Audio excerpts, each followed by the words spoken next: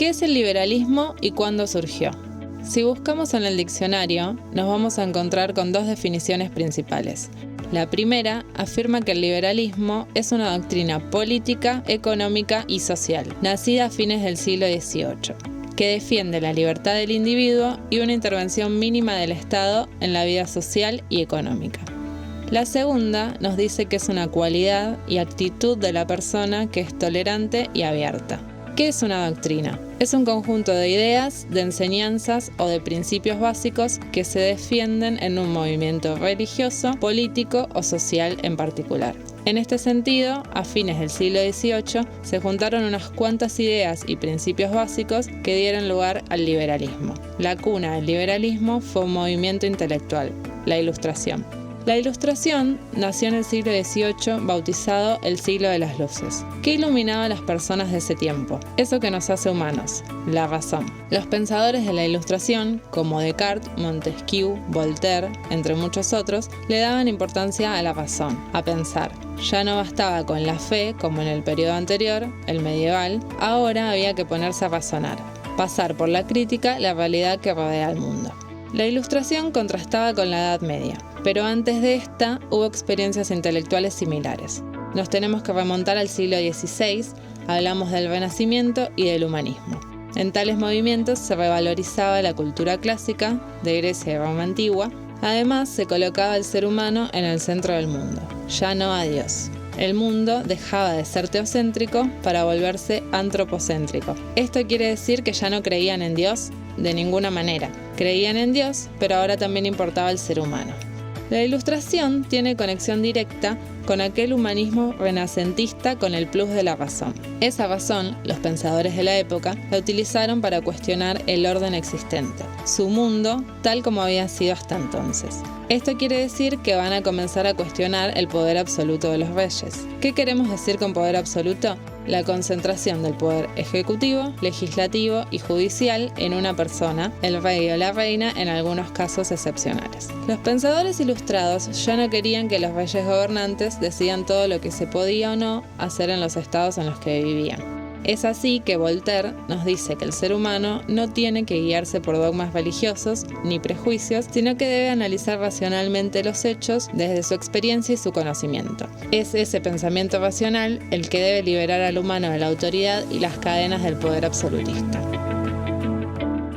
Montesquieu propone la tan conocida división de poderes, algo que perdura en la actualidad. Este pensador quería evitar la concentración y el abuso de poder del gobierno dividiéndolo en tres poderes independientes entre sí. El ejecutivo, a cargo de un rey o un presidente en términos más actuales, el legislativo, formado por una asamblea o parlamento nacional, y el judicial, compuesto por jueces y tribunales independientes. Otro pensador importante de aquellos tiempos fue Rousseau. Él no se consideraba dentro de la Ilustración, pero sus pensamientos fueron tomados en la Revolución Francesa de 1789 y fueron relacionados con el movimiento iluminista, lo quiera él o no. La novedad del pensamiento rousseauiano fue la defensa de un sistema político democrático. Aparece la idea de la soberanía popular y del voto para elegir gobernantes. Imaginen todas esas ideas en contraste con su pasado más próximo. Eran totalmente rupturistas y revolucionarias. Alguien que no podemos dejar afuera en un video sobre el liberalismo es John Locke, autor que no está dentro de la Ilustración en sí, pero posteriormente es enmarcado en su interior por la naturaleza de sus ideas. Locke, en 1689, publicó 2 ensayos sobre el gobierno civil, en donde rechazaba la idea de que la autoridad política fuera concedida por Dios, algo que se sostenía para legitimar las monarquías de la época. Por el contrario, defendió la teoría del contrato social, según la cual los individuos delegan el ejercicio de la autoridad en un gobernante.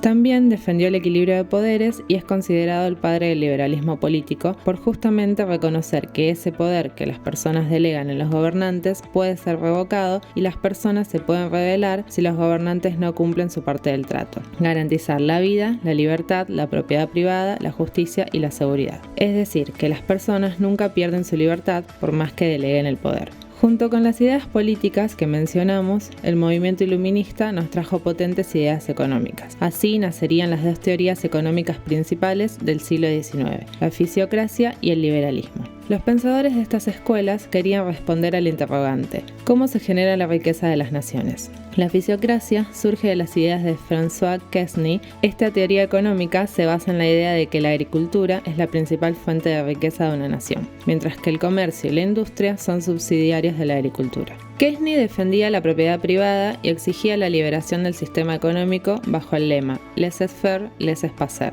dejad hacer, dejad pasar. De esta manera, abogaba por la supresión de las leyes comerciales y la intervención del Estado en la economía, que para él obstaculizaban el desarrollo natural de la producción agrícola y la circulación de mercaderías. Por ejemplo, un obstáculo era el pago de aranceles aduaneros para comerciar mercaderías. La teoría económica liberal, propuesta por el filósofo escocés Adam Smith en la obra La riqueza de las naciones de 1776, fue mucho más difundida y exitosa que la fisiocracia. Según Smith, si los individuos trabajan para la satisfacción de sus intereses particulares, sirven a la sociedad de manera más eficaz que si trabajaran por el interés social. Esta idea lo impulsó a rechazar la intervención del Estado porque consideraba que él se establecía por sí mismo en la relación libre entre la oferta y la demanda de los bienes y servicios en el mercado espontáneamente. Las leyes naturales del mercado actuaban, según Adam Smith, como una mano invisible que rige a la economía y equilibra tanto la producción como el consumo de los bienes y servicios. En este sentido, todo obstáculo que pusiera el gobernante a este orden natural no haría más que entorpecer el progreso económico de la sociedad. Las ideas de Smith, considerado como el padre del liberalismo clásico en sentido económico, fueron las que dieron impulso a grandes cambios en la humanidad, como la revolución industrial. Con el tiempo, los liberales posteriores a Smith han criticado su teoría del valor. Dicha teoría considera que el valor de un bien o de un servicio depende de la cantidad de trabajo que lleva incorporado. Básicamente, depende de los costos de producción. ¿Cuánto me salió hacer un bien determinado? Adam Smith considera que el trabajo era la unidad de medida exacta para cuantificar el valor. Esto fue tomado por Marx en su obra El Capital para denostar al liberalismo, diciendo que si el trabajo es lo que da valor a un bien o servicio, el capitalista se apropia injustamente de lo que genera un trabajador. Es así como desarrolla su teoría de la explotación, de la que los trabajadores debían liberarse mediante una revolución que lleve a imponer la dictadura del proletariado. De eso hablaremos en otro video. Pero si no saben quién es Marx, solo les adelantamos que es el teórico del socialismo y el comunismo. Experiencias socialistas o comunistas podemos encontrar en la ex Unión Soviética, la actual China o Cuba, por ejemplo. Lo cierto, queridos espectadores, es que la teoría de Marx sería refutada por una teoría económica que representa el desarrollo del liberalismo original. La Escuela Austríaca de Economía, surgida en Viena a fines del siglo XIX y principios del siglo XX. La gran novedad de esta escuela económica es su teoría subjetiva del valor. En esta teoría se afirma que el valor de un bien o servicio no está determinado por sus costos de producción ni por la cantidad de trabajo requerido para producirlo, sino por la importancia que cada individuo le da a ese bien o servicio para satisfacer sus objetivos o deseos. Se trata de algo subjetivo y no objetivo. Por ejemplo, supongamos que tenemos una fábrica de sillas plásticas y nos costó mucho tiempo y dinero hacerlas. Entonces, al ofrecerlas en el mercado a un alto valor por todo el gran esfuerzo que nos llevó a hacerlas, resulta que no logramos vender ninguna. ¿Qué nos dicen los austríacos sobre esto? ¿Qué nos pasa? Porque en el mercado esas sillas no son requeridas para satisfacer las necesidades o deseos de nadie. Es decir, que en definitiva, y para decirlo en forma sencilla, son los consumidores los que determinan el valor de un bien o servicio al elegir consumirlos o por el contrario al elegir abstenerse de consumirlos. Los economistas de esta corriente no dan mayor importancia a datos matemáticos, más bien destacan la parte humana y filosófica de la economía como ciencia social. Los principales economistas de la escuela austríaca son Karl Menger, Ludwig von Mises, Friedrich Hayek, Murray Rothbard y Hans Hermann Hoppe. Vale aclarar que no solo refutaron al marxismo, sino que también criticaron a los neoclásicos, los keynesianos y los monetaristas. Si no conoces a los austríacos, vale la pena que eches un vistazo a sus ideas.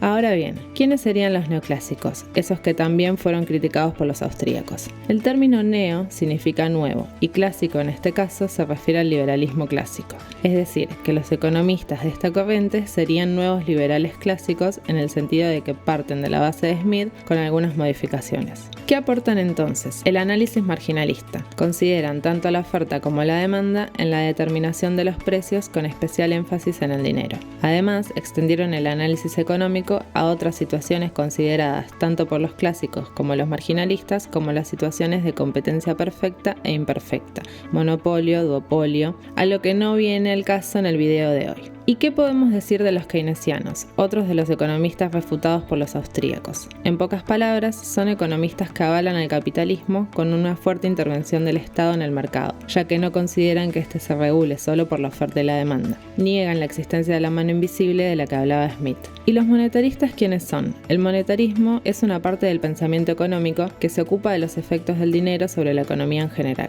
Generalmente, cuando se utiliza el término monetaristas, se refiere a las ideas de autores como Milton Friedman y la Escuela de Chicago. La Escuela de Chicago refuta el keynesianismo y defiende el libre mercado.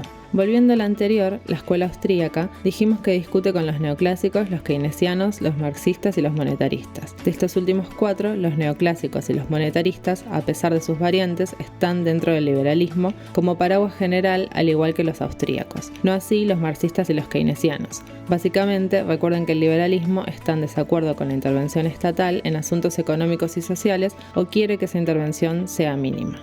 El término libertario se utilizó por primera vez por los librepensadores de finales de la Ilustración, refiriéndose a aquellos que creen en el libre albedrío. Una de las personas responsables de popularizar el término libertario fue Murray Rothbard, quien publicó desde 1960 obras libertarias como el libro Por una nueva libertad, el Manifiesto Libertario de 1973. ¿Cuáles son las ideas principales del Manifiesto Libertario? El principio de no agresión. Ninguna persona o grupo de personas puede agredir a otra. Agresión aquí es el uso o la amenaza de uso de la violencia física con la persona o propiedad de otro. Agresión es sinónimo de invasión. Todos tienen el derecho absoluto de ser libres de agresión.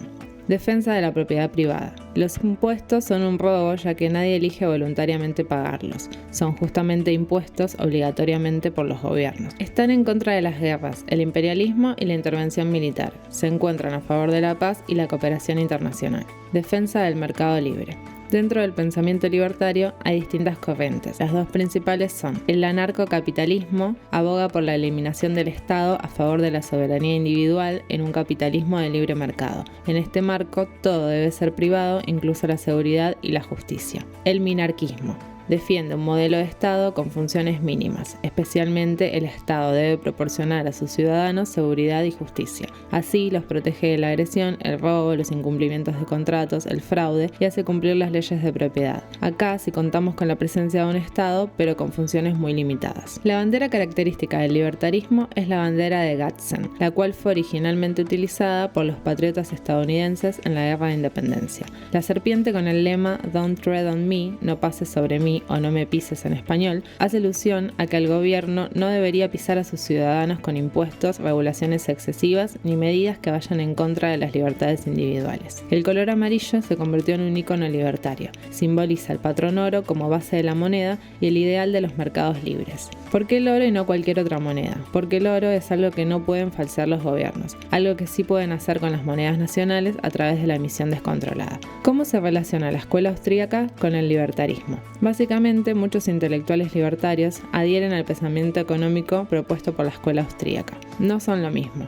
El libertarismo es una filosofía política y la escuela austríaca una teoría económica. También existe relación entre el libertarismo y el objetivismo, ya que muchos libertarios llegaron a los principios de defensa del individuo y del capitalismo por los escritos de Ayn Rand, a pesar de que ella no se describía dentro del pensamiento libertario. De hecho, era crítica de los libertarios de su tiempo. Si no conocen a Ayn Rand, vale la pena que la investiguen y lean algunas de sus mejores obras como La Rebelión de Atlas o El Manantial. Bueno amigos, vamos llegando al final de este video. Quedan muchos aspectos en el tintero para profundizar en videos futuros. El objetivo de hoy fue mostrar la antigüedad y evolución de las ideas liberales con sus respectivas variantes, dando cuenta de un pensamiento diverso que comparte la base de defender al individuo frente al Estado en aspectos económicos, sociales, políticos y culturales. Es importante resaltar esto último, ya que no solo importa la libertad económica si hablamos de liberalismo, sino también las libertades individuales, como por ejemplo libertad de circular, a pensar, a expresarnos, a decidir, entre otras. Más allá de las teorías, ser liberal no es solo una doctrina. Incluso hay quienes niegan que lo sea, ya que lo principal de este pensamiento es la libertad como la fuente más importante para vivir una vida plena y feliz, sin pasar por encima de los demás, ni permitir que otros pasen por encima de uno mismo. Una filosofía de vida. Finalmente, ¿qué hay de liberalismo en la actualidad de los países del mundo? ¿Qué se espera de los gobiernos? ¿Vamos a un paradigma de mayor o menor libertad? Los invitamos a pensar y a dejar sus comentarios. Si les gustó el video pueden darle like, además no olviden suscribirse y activar la campanita para recibir las notificaciones con las últimas novedades. Un abrazo enorme y hasta la próxima.